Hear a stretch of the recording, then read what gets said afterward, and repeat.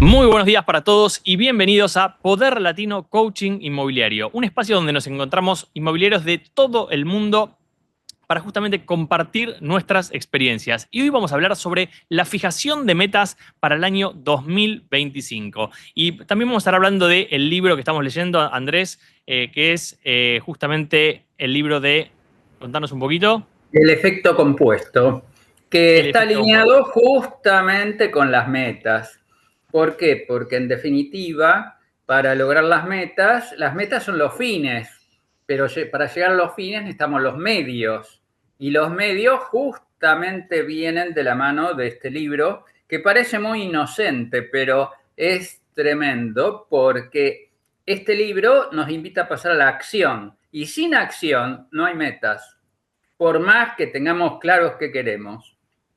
Contanos, antes, nosotros vamos justamente a estar viendo cómo es el tema de la fijación de metas, pero contanos un poquito qué es lo que nos cuenta este libro, no sobre la fijación de metas, sino de qué nos habla el libro del efecto compuesto específicamente. Bueno, paradójicamente nos habla del efecto compuesto, es decir, cómo a partir de pequeñas acciones logramos resultados muy importantes. Porque, bueno, para mí que soy de ingeniería, tener una curva exponencial me resulta muy claro, no sé si para los demás, pero eso significa que al principio los cambios son lentos y uno no ve resultados en el corto plazo. Recién los empieza a ver en el mediano plazo, que empiezan a crecer, y en el largo plazo se vuelven gigantes esos cambios. Y bueno, al principio del libro relata la historia de tres amigos que, bueno, con diferencias casi insignificantes, al cabo de 18 meses, bueno, las diferencias empiezan a ser relevantes, que si lo leyeron, lo habrán visto. Y para mí es un libro que más para leer es para hacer lo que dice, que son las acciones. Y la clave del efecto compuesto es lo que llama el momentum, que en ingeniería es la inercia. La fuerza de inercia, al principio una calecita de esas que se suben varios niños y uno empieza a empujar, empujar, empujar, al principio es mucha fuerza y poco resultado. Es decir, uno empuja, empuja, empuja, pero se mueve poco. Pero a medida que va sosteniendo en el tiempo ese empuje, finalmente llega a dar vuelta muy rápido y hasta uno se puede subir a la calecita y sigue dando vuelta casi sola. Cada tanto hay que bajarse a empujar un poquito más, pero ya es algo liviano. Entonces, esa es la idea del efecto compuesto.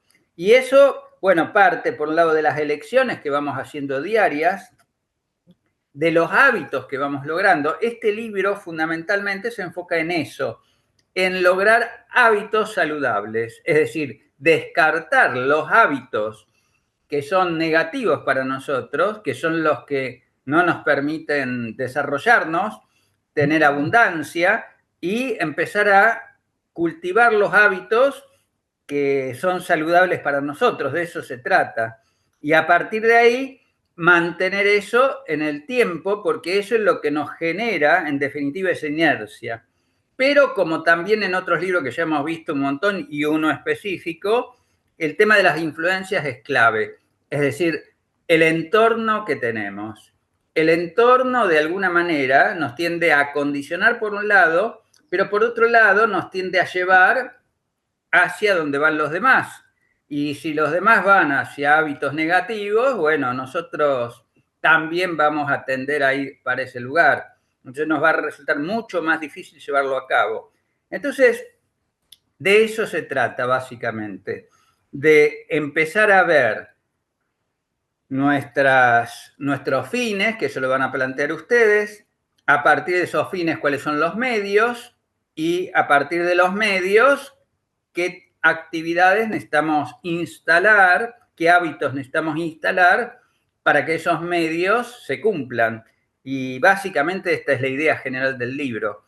Es un libro de acción. Si no hay acción, es todo verso. Es un engaño o un autoengaño que nos hacemos pensando que queremos grandes cosas, pero todo es basura mental. Bien, antes de pasar un poco a cómo hacemos la fijación de metas para este año 2025, justamente y relacionado con el libro, con el efecto compuesto, el libro que vamos a leer durante todo enero y vamos a comentar, algo muy importante es el tema que habló del entorno, Andrés, ¿no? O sea, de cómo es nuestro entorno. Y parte de mis metas para el 2025 justamente es mejorar ese entorno. Yo lo que me pregunto es, ¿cómo hago para mejorar mi entorno? ¿Cómo hago para relacionarme con personas que tienen los resultados que yo quiero obtener? Y esa justamente es algo muy importante, ¿no? Porque nosotros cuando decimos mejorar nuestro entorno, nosotros en general no planificamos nuestro entorno. Una de las cosas que nosotros no planificamos, creo que en la vida, son nuestro entorno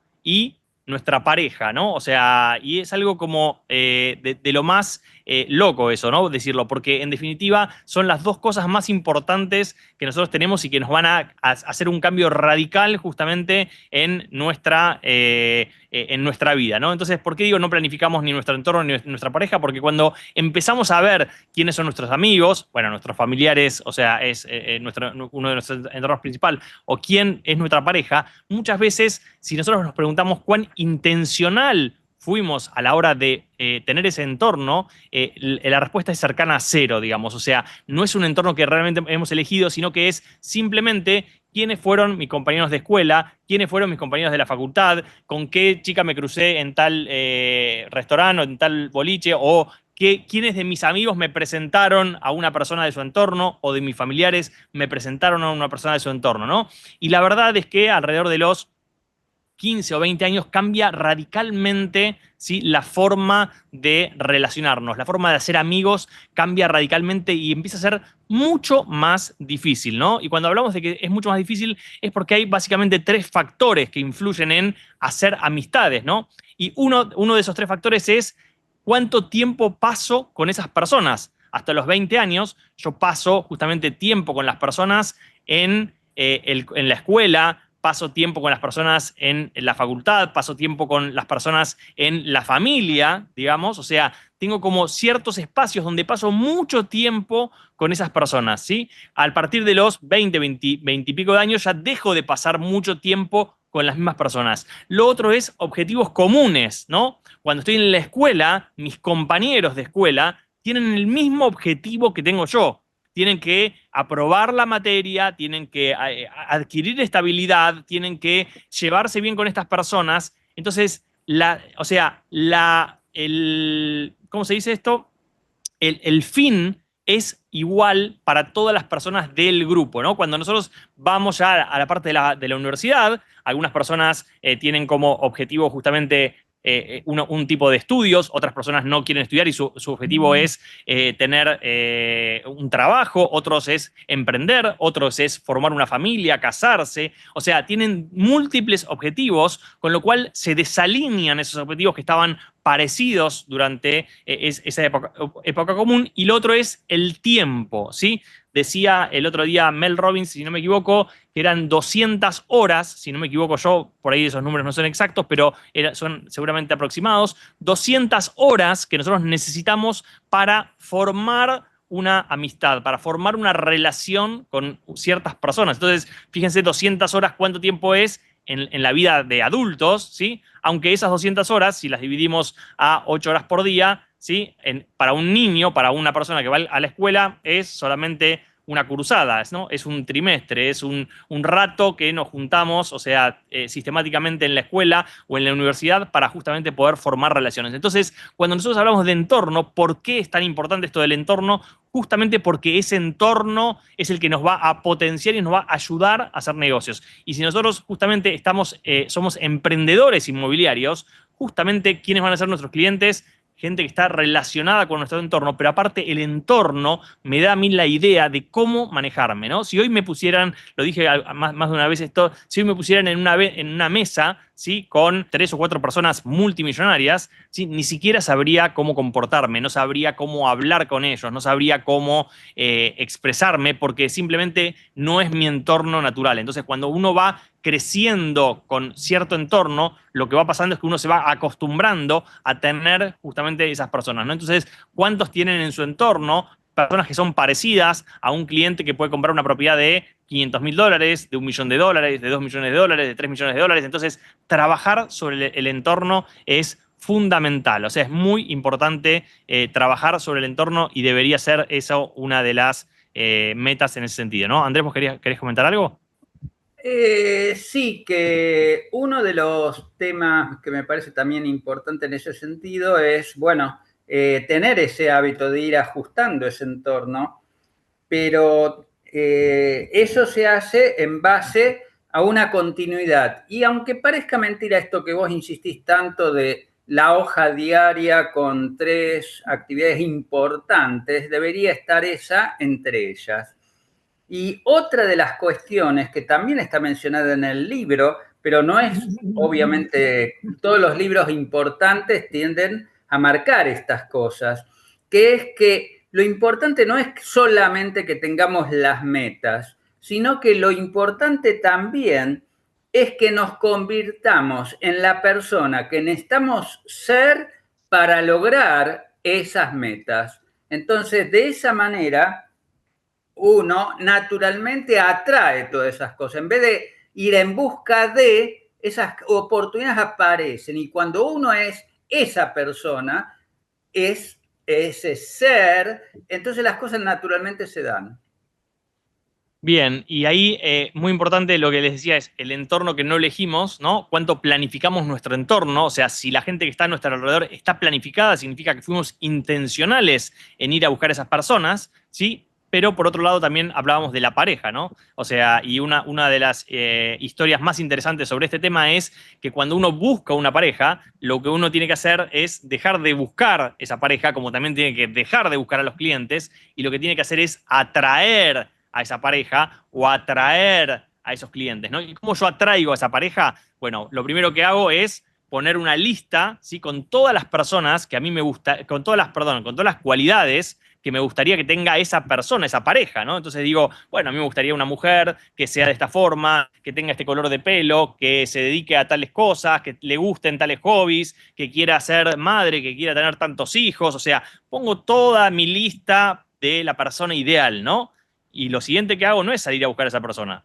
Lo siguiente que hago es poner en la otra lista, que es mi lista, o sea, que es la lista de qué tipo de persona atraería a esa mujer que yo estoy pidiendo, ¿no? O sea, si la mujer quiere, o sea, tener 5 hijos, si yo quiero que sea una mujer que quiere tener 5 hijos, ¿qué va a querer? Y bueno, o sea, principalmente va a querer una persona, por ejemplo, que pueda proveer para 5 hijos y una mujer, ¿no? Por ejemplo, por dar un ejemplo. O sea, si es una persona que es una ejecutiva de una empresa en la alta dirección, ¿qué va a querer? Y seguramente una persona con la que pueda conversar en esos niveles, ¿no? O sea, en esos niveles de tipo de conversación. Si es una persona que yo espero que venga o sea, con ciertos modales y con cierta forma, bueno, ¿qué va a esperar? Y una persona que tenga por lo menos esos mismos modales, ¿no? Entonces, hago la lista de cómo sería esa persona que tiene que traer y veo cómo me convierto yo en esa persona. Estudio lo que me falta, agrego lo que me falta. Quiero una persona que sea, no sé, atlética. Y bueno, esa persona le va a gustar una persona que tenga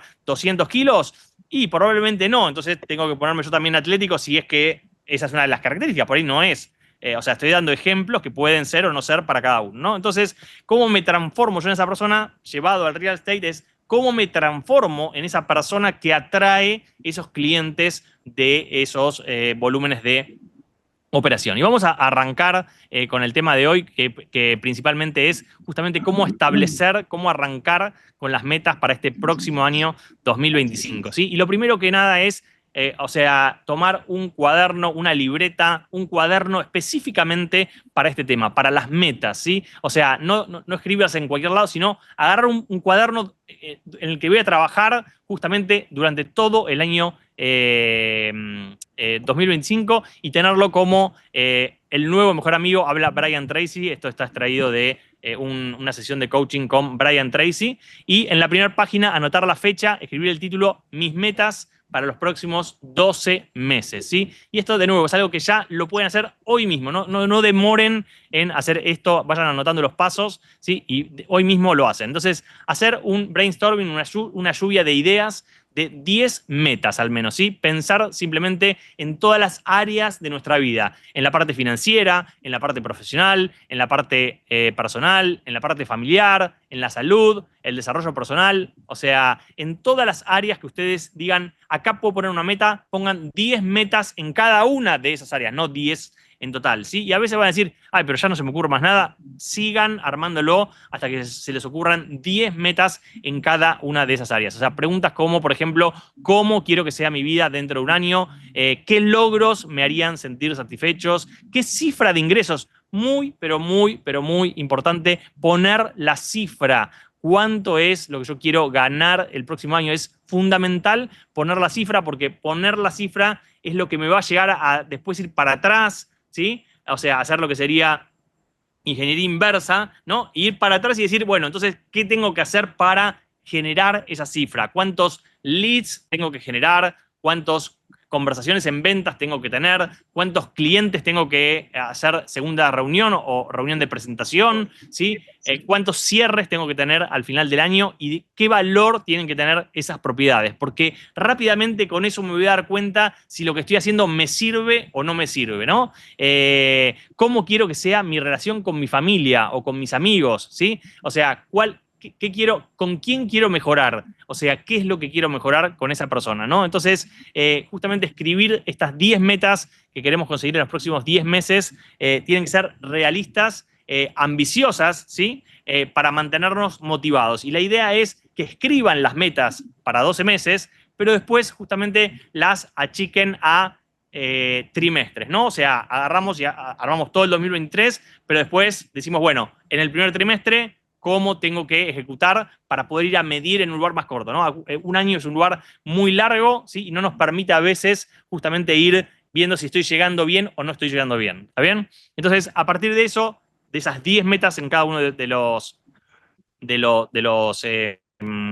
cada uno de los ítems, ¿sí? Revisamos la lista y nos preguntamos, si solo pudiera lograr una de estas metas en el próximo año, ¿cuál tendría mayor impacto positivo en mi vida? ¿Sí? O sea, ¿cuál de esas 10 que escribí es la más importante de lo que estoy tratando de determinar? Y esa meta se va a convertir en la meta principal, ¿sí? La número uno en prioridad. Las ordeno en prioridades, pero la número uno en prioridad. ¿Y por qué estamos haciendo esto? Porque básicamente lo que estamos tratando es de identificar en qué puedo tomar acción y en qué debo tomar acción más rápido. ¿Sí, Andrés? Eso es justamente lo que surge de la visión, surge la importancia, que es el segundo hábito de los 7 hábitos de Stephen Covey. Y el tercer hábito es hacer primero lo primero, que es lo que estás diciendo. Bien, excelente. Entonces, una vez que tenemos esa meta identificada, vamos a desarrollar un plan de acción para esa meta principal, ¿sí? Entonces, lo que vamos a hacer es, en ese mismo cuaderno, donde fuimos escribiendo, ¿sí?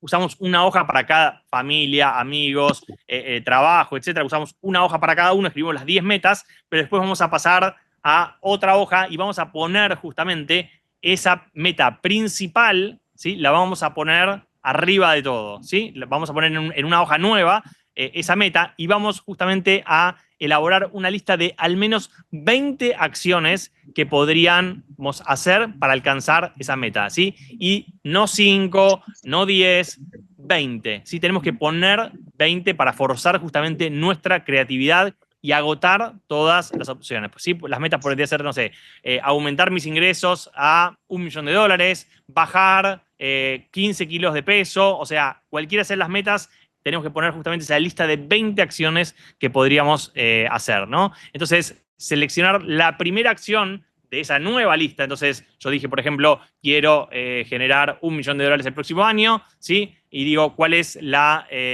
situación más importante? Que es la generación de leads. ¿Cuántos leads estoy generando por semana? Y para poder generar $1.000.000 necesito generar 250 leads a la semana, ¿está bien? Entonces, mi meta más importante la voy a poner arriba, que es generar 250 leads a la semana, ¿está bien? Y a partir de eso voy a justamente empezar a ver cómo hago para generar esos 250 leads a la semana y empezar a trabajar en ello. ¿Cuánto tengo que invertir para generar los 250 leads? ¿A quién tengo que contratar para generar esos 250 leads? Entonces empiezo directamente con esa acción que me permite alcanzar esa meta, ¿no? Y luego vamos a ir a establecer las fechas y cómo hago mi seguimiento, ¿no? Entonces, para cada una de esas 10 metas anuales que definimos, ¿sí? Vamos a poner fechas objetivo, ¿no? Entonces, por ejemplo, el 31 de diciembre del año próximo tendré $1.000.000, seré un mejor amigo, habré logrado esta pareja. O sea, cada una de las cosas que ustedes quieren ir poniendo lo van a poner como lo que van a obtener, ¿no? Si la meta es demasiado amplia, ¿sí? Simplemente dividirla en objetivos mensuales. Entonces, yo lo que digo es, quiero ganar $1.000.000 en el próximo año, ¿sí? Hoy parto de que gano tanto y eso significa que tengo que incrementar, ¿sí? En los siguientes meses tanto mi nivel de trabajo. Entonces, lo voy a dividir en 4 trimestres, ¿sí? Para justamente poder medir en esos trimestres las diferentes, los diferentes checkpoints, o sea, los puntos de control que vamos a hacer sobre, sobre esas metas, ¿no? Entonces, luego lo que vamos a hacer es tener bien claro cuáles son las métricas, esas métricas que es lo que tenemos que medir. Nosotros, por ejemplo, volvemos de nuevo, tengo que tener 250 leads semanales, entonces todas las semanas me voy a juntar con mi equipo y voy a revisar si logré tener esos 250 leads semanales, ¿no? Obviamente que no es solamente lograr los 250 leads, sino que parte de lo que tengo que hacer es hacer las conversaciones. ¿Cuántas conversaciones tengo que hacer? Por lo menos 10 conversaciones al día, que significa 10 hablar de esos 250 leads, lograr hablar por lo menos con 10 por día. Entonces voy a tener mi métrica de, o sea, cantidad de conversaciones. Y de esas conversaciones voy a tratar de tener 2 reuniones, o sea, 2 segunda reunión, 2 presentaciones por día, ¿sí? 10 por semana, para justamente cumplir mi objetivo. Entonces voy a ir poniendo todos esos números y voy a ir semana a semana controlando, ¿sí? Si esos números los estoy cumpliendo. Y si no los estoy cumpliendo, voy a parar un momento y voy a ver qué está pasando, por qué no lo estoy cumpliendo y voy a poder reafinar de nuevo, o sea, cómo hago para conseguir eso. ¿Por qué no estoy consiguiendo los leads? Porque las campañas no funcionan, porque no estoy invirtiendo suficiente, porque el copy que estoy usando, o sea, el video que estoy usando es muy malo, porque todavía me falta mejorar mi forma de llegar a la gente. O sea, distintas situaciones que van a hacer, ¿sí? Que, o sea, no sea todavía la persona que lo está logrando. Entonces, tengo que ir trabajando simultáneamente, ¿no? Entonces, lo otro que nos dice Brian Tracy es reescribir las metas cada semana. Él dice cada día, yo lo pongo en cada semana, ¿sí? Reescribir las metas cada semana, ¿sí? Una práctica clave recomendada por él justamente es reescribir la lista de las 10 metas con cierta frecuencia, idealmente diario, ¿sí? Sin mirar las anteriores. Entonces, lo que voy a hacer es estar de nuevo viendo. ¿Por qué? Porque en la medida que yo tenga mis metas claras, en forma consistente, permanente, ¿sí? Entonces es más fácil que pueda ir andando el camino. Les ha pasado seguramente a ustedes que dicen, van a la calle y dicen, hay muchos autos rojos, no sé cuántos hay, ¿no? Y yo dije, hoy me voy a comprar un auto rojo, ¿no? Y cuando digo que me voy a comprar un auto rojo, salgo a la calle y de repente veo un montón de autos rojos, ¿sí? O me dan un incentivo para que si encuentro autos rojos, o sea, me den un dinero, voy a empezar a encontrar un montón de autos rojos. En donde ponemos el foco, ¿sí? Vemos lo que antes no veíamos. Entonces, cuando nosotros estamos consistentemente con nuestras metas, entonces empezamos a ver qué es lo que nos va a llevar a ese lugar, ¿no? Cuando hablamos de las relaciones, por ejemplo, es esto. Si yo tengo claro que quiero ampliar justamente mi entorno, cuando me llega una propuesta de, che, hagamos esta capacitación, hagamos este viaje, hay un viaje para ir a tal lado, con este público de gente que va a ir al viaje, entonces yo rápidamente digo, mirá, esto que antes me hubiese pasado por el costado, ¿sí? Ahora me hace sentido y entonces me anoto para ir a hacer un curso, un coaching, una capacitación o lo que sea a otro lugar, ¿no? Entonces, también otro tema muy importante es visualizar esas metas conseguidas, ¿sí? Dedicar unos minutos al día a imaginarse cómo sería uno alcanzando esas metas. Eso es la visualización y es muy importante porque, de nuevo, acuérdense que el cerebro, ¿sí? Es algo que nosotros, o sea, podemos engañar, ¿sí? Cuando nosotros le decimos que ya conseguimos la meta, el cerebro se estructura para actuar como si hubiésemos hecho eso y es mucho más fácil que nos ayude a generar ese logro, ¿sí? Entonces, ¿cómo se vería? ¿Cómo te sentirías? ¿De quién te rodearías? ¿Con quién estarías festejando justamente esos logros? La visualización lo que hace es reforzar la motivación e incrementa la probabilidad de que tomemos las medidas concretas, ¿no? Entonces, ejecutar, evaluar y corregir, ¿sí? No es solamente escribir las metas, sino ejecutar, o sea, actuar, ¿sí? Ver qué pasa, evaluar, vamos bien, vamos mal, corregir el camino y seguir avanzando, ¿sí? Y también algo muy importante que me gustaría, Andrés, tu comentario, que es reforzar la autoestima y la autodisciplina. Es un tema muy importante, trabajar sobre la autoestima y la autodisciplina. Es uno de los temas que más traba la evolución en el trabajo, en la vida personal y en todos los aspectos. ¿Qué decís, Andrés? Sí, que la autoestima es clave. Sin autoestima uno no se valora, no se ama y por lo tanto, bueno, no quiere nada porque no es merecedor de todo eso. Entonces, la autoestima hay que cultivarla y parte del amor es el amor. Yo siempre insisto, tres cosas básicas: paz, amor y felicidad. Dentro del amor está la abundancia. Si no hay amor propio, primero, no podemos dar amor, porque no se puede dar lo que uno no tiene. Pero en segundo lugar, la abundancia no está, está la carencia.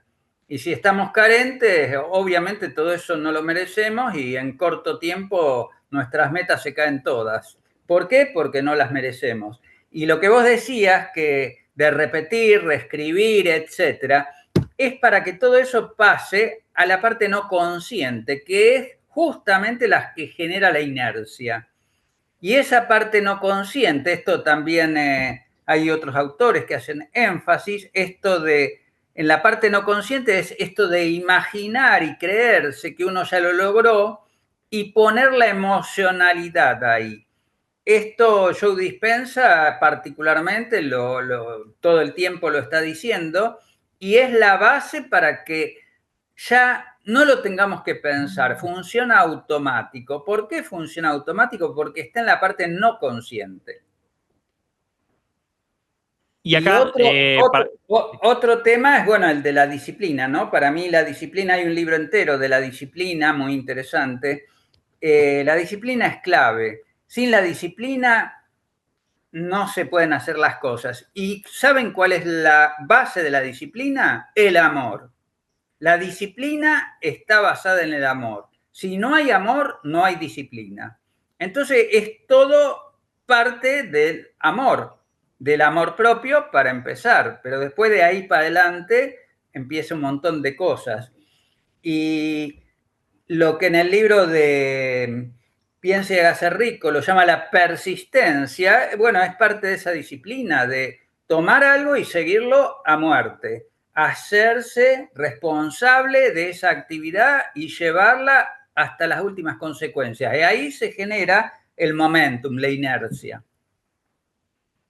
bien, y ya para cerrar, básicamente con todo esto es disfrutar el camino, ¿sí? El proceso de crecimiento personal es tan importante como la meta en sí mismo. Hay una diferencia entre, o sea, en el mundo, entre las personas que tienen metas y las personas que no tienen metas, ¿sí? Tener la meta es algo ya que te coloca en un lugar totalmente distinto. Entonces, me gustaría que dentro de un año justamente poder preguntarles a ustedes, o sea, cómo le fue con esas metas que colocaron este año. Si querés para cerrar, Andrés.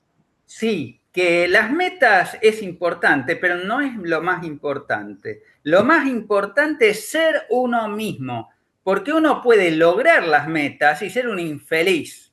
¿Por qué? Porque no estamos siendo nosotros mismos. Entonces, cuando uno fija la meta, tiene que desarrollar, ser la persona que va a lograr esas metas.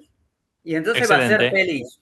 La felicidad, yo mencioné paz, amor y felicidad. La felicidad es ser uno mismo. Si vos no sos vos mismo, por más que logres la meta, sos un infeliz. Bien, y con eso cerramos y nos vemos entonces el próximo lunes con más Poder Latino Coaching Inmobiliario. Gracias a todos. Chau, chau. Chau, chau.